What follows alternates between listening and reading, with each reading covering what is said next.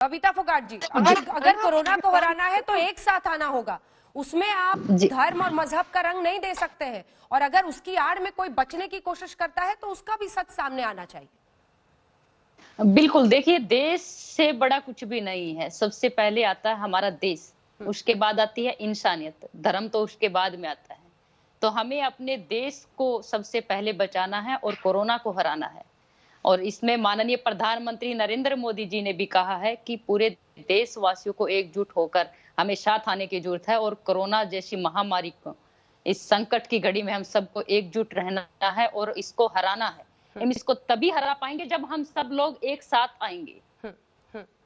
जी, मजहब के आधार पर, लेकिन अगर असदुद्दीन ओवैसी ये कहते हैं कि मजहब के आधार पर कुछ लोगों को टारगेट किया जा रहा है, लगभग 100 ऐसे लोग हैं जिन्होंने आज चिट्ठी लिखी है कि मुस्लिमों की छवि खराब की जा रही है कोरोना के इस दौर में देश के अंदर। ये वो लोग हैं जो अपनी राजनीतिक रोटियां सेकना चाहते हैं, अपनी राजनीतिक चमकाना चाहते हैं, लेकिन वो किसी ने भी ये नहीं कहा कि किसी धर्म के ऊपर, किसी जात के ऊपर, लेकिन जब खुद लोग अपने आप धर्म की आड़ लेकर वो धर्म के ठेकेदार बनकर सामने आते हैं कि हमारे धर्म के ऊपर ये बोल दिया, ये कर दिया, वो कर दिया।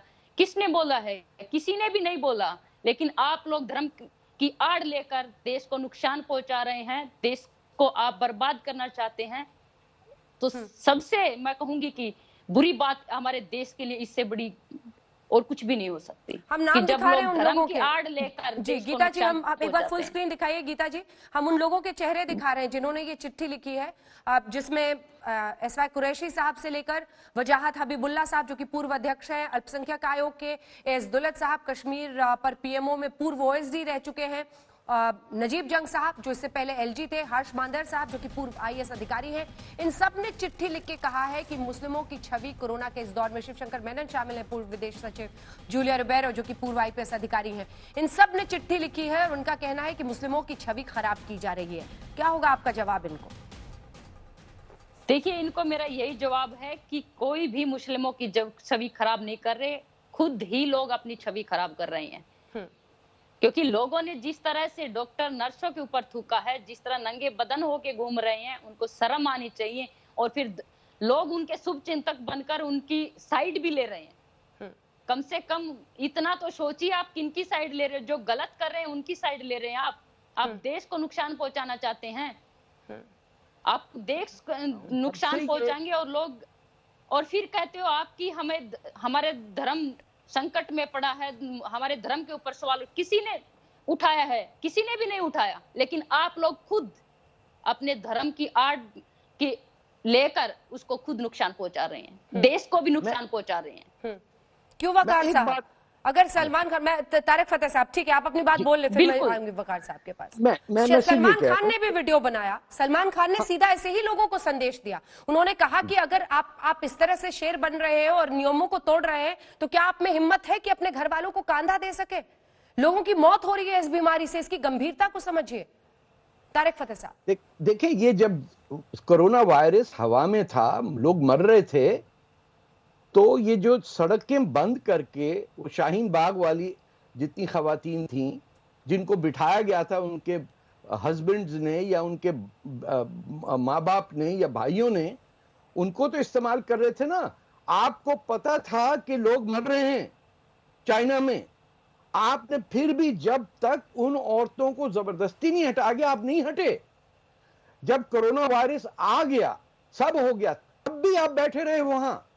किसने, आप क्यों नहीं वहां गए और कहा कि हट जाइए, ये वबा फैली है पूरी दुनिया में, आप घर जाएं? नॉट वन मुस्लिम लीडर, ये जो मौलवियों में है, एक ने नहीं जाके कहा, बल्कि जो मुसलमान तरक्की पसंद है वो भी घर पे बैठे रहे। किसने हिम्मत की थी कि मौलवी के सामने बोले कोई? वकार साहब दोनों की बात का जवाब दीजिए, फिर मैं संगीत रागी, ठीक है संगीत रागी जी भी बोल ले, फिर एक साथ जवाब दीजिएगा। संगीत रागी जी, ये कहना असदुद्दीन ओवैसी का कि अनप्लान्ड लॉकडाउन था, इससे पहले वो बोल चुके हैं कि मुस्लिमों को बलि का बकरा मत बनाइए, ये फास्ट व्हाट्सएप फॉरवर्ड से अफवाहें फैलाकर मुस्लिमों को बदनाम किया जा रहा है। और ये अब कई बुद्धिजीवी हैं देश के जिन्होंने चिट्ठी लिखी है कि मुस्लिमों की छवि कोरोना के वक्त में खराब की जा रही है। क्या होगा आपका जवाब? देखिए, लॉकडाउन पर जो लोग रुदाली कर रहे हैं, एक बार जरा वो दुनिया के आंकड़े देख लेते और भारत की तुलना कर लेते, तब उनको पता लग जाएगा कि भारत ने अनप्लान्ड किया या ज्यादा बेहतर तरीके से काम किया है। दूसरी बात, ये जो लोग जो हैं वो सिग्नेचर गैंग है, ये नरेंद्र मोदी के खिलाफ बहुत पहले से भी होते आ रहा है, आज भी हो रहा है। मुसलमानों की छवि कोई हिंदू समाज नहीं खराब कर रहा है, मुसलमानों की छवि मुस्लिम समाज का हिस्सा ही कर रहा है। जहां तक उनके साथ भेदभाव करने की बात है, तो मुझे नहीं मालूम है कि एक तबलीगी मुसलमान और तालिबानी मुसलमान में क्या अंतर है। दोनों के चेहरे पर ये लटकाया हुआ नहीं है कि ये तबलीगी मुसलमान है और ये नॉन तबलीगी मुसलमान है।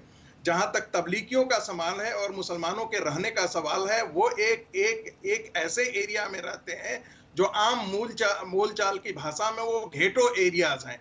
अब वहां से कौन निकल करके आ रहा है, क्या फल बेच रहा है, क्या सब्जी उड़ रहा है, ये प्लीज जरा सुन लीजिए। बोलिए, तो बात उसमें किसी को पता नहीं होता है, इसीलिए लोग इतनी सावधानी जरूर बरत रहे हैं और ये बरतेंगे इसलिए क्योंकि मुस्लिम समाज का जो तबलीगी हिस्सा है वो भारत सरकार से आज तक भी कोऑपरेट नहीं कर रही है। और दुर्भाग्य है कि जो वकार जी जिस पार्टी से आते हैं, उन्हीं की पार्टी ने निजामाबाद में डॉक्टरों पर हमला किया था, सेवा वर्करों पर हमला किया था। ये तो आप ही की पार्टी ने हमला किया था निजामाबाद में।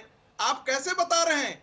आज तक 1 महीने के अंदर MIM की पार्टी के अध्यक्ष ओवैसी साहब ने एक बार भी तबलीगियों से अपील नहीं किया, मुस्लिम समाज से ये अपील नहीं किया कि जो घरों में छुप करके बैठे हुए हैं उनको बाहर निकालिए। कम से कम सरकार को आप बता तो सकते थे कि यहाँ निकल कहां से रहा है। मस्जिदों से निकल रहे हैं, लखनऊ की मस्जिद से निकल रहे हैं, बरेली की मस्जिद से निकल रहे हैं,